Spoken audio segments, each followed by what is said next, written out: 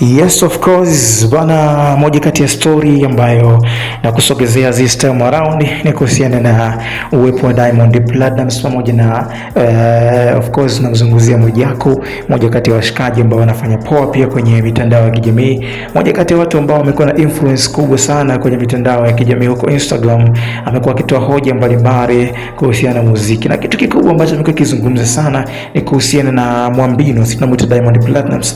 Yeye amekuwa akimuita kwa jina hilo. Ametoa kauli yake kuhusiana na ujio wa Davido hapa Tanzania, na amemkosoa vikali sana msanii Diamond Platnumz, akimwambia kwamba apunguze shobo, apunguze kuonekana ovyo, kwa sababu kuna mtengenezea mazingira yeye ya kutoweza kusaminika na kuweza kuchukuliwa kawaida. Sasa kabla tujafika mbali zaidi, hapo chini kuna neno subscribe, liguse sasa ili tuweze kuondoka kwa pamoja kwenye taarifa zingine.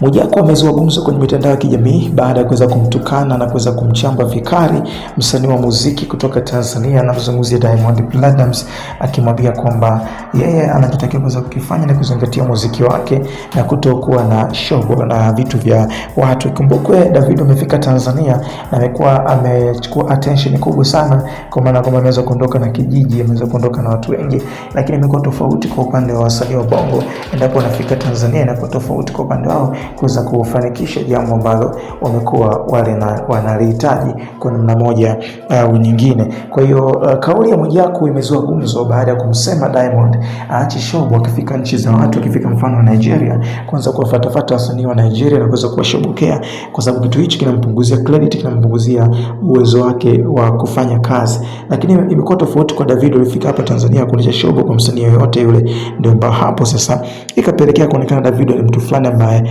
anaga shobo sana wa Tanzania, kitu ambacho Mwijaku amefurahishwa nacho sana. Mtazamo wako ni upi? Dondosha comment yako hapo chini, tutasoma hapa Chris Media 24. Lakini kama bado hujasubscribe, subscribe sasa ili usipokee taarifa zingine ambazo tunaweka hapa Chris Media 24. Have a nice time kwenye video nyingine, tukutane baadaye sana.